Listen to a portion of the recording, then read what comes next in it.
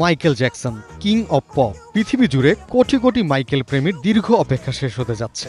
আগামী 24 এপ্রিল মুক্তি পেতে যাচ্ছে মাইকেল জ্যাকসনের বায়োপিক মাইকেল। চলচ্চিত্রটি পরিচালনা করেছেন অ্যান্টনি ফুকোয়া, প্রযোজনায় বোহেমিয়ান র্যাপসোডির সফল নির্মাতা গ্রাহাম কিং।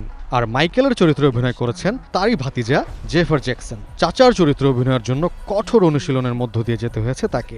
বলা হচ্ছে মাইকেল জ্যাকসনের শৈশব থেকে শুরু করে দ্য জ্যাকসন 5-এর দিনগুলো এবং পরবর্তীতে একক শিল্পী হিসেবে বিশ্বজয়ের গল্প সবই তুলে ধরা হয়েছে এই বায়োপিকে।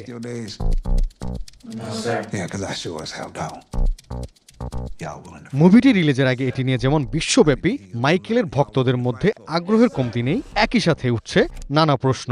বায়োপিক হওয়ায় অনেকেই প্রশ্ন তুলছেন, মাইকেলের বিরুদ্ধে শিশু নির্যাতনের যে অভিযোগ তাও কি তুলে ধরা হয়েছে? এছাড়া ব্যাপক জনপ্রিয়তার পাশাপাশি মাইকেলের কর্ম ও ব্যক্তিগত জীবন ঘিরে রয়েছে নানা বিতর্ক ও অভিযোগ। সেগুলোই বা কতটা উঠে আসবে এই মুভিতে, সেদিকেও নজর অনেকের। এখনো পর্যন্ত যতটা জানা যাচ্ছে এর অনেক কিছুই হয়তো নেই মাইকেলের বায়োপিকে।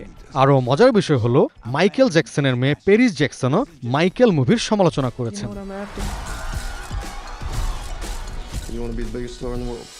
বিতর্ক সমালোচনা যতই থাকুক, কিংবদন্তি মাইকেল জ্যাকসনের শ্রোতা, দর্শক ও ভক্ত এখন বিশ্বজুড়ে রয়েছে। এতে মাইকেল মুভিটি যে ব্যবসা সফল হবে এ ব্যাপারে সন্দেহ নেই বেশিরভাগ চলচ্চিত্র বিশ্লেষকের। বাংলাদেশের সিনেমা হলগুলোতে কবে নাগাদ রিলিজ হতে পারে মাইকেল মুভিটি, এই অপেক্ষায় এখন কিং অব পপের ভক্তরা। Mamun Wajid, one entertainment.